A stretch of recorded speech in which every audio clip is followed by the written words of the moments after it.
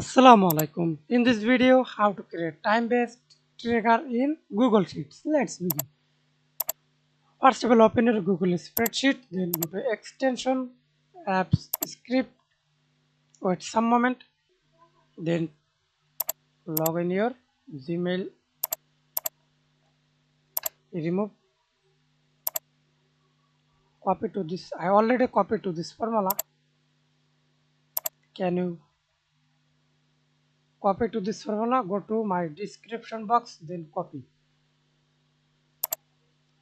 See this again, then click save and close it and send something.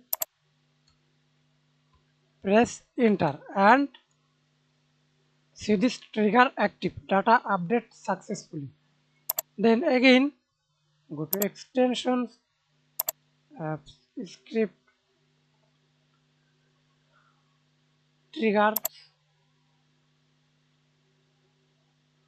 triggers on edit, select event source, time driven, and select type of base trigger, hour time, minutes time, day timer. Choose your example, use hour timer and select hour interval every hour.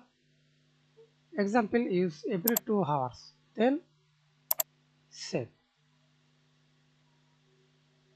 That's it.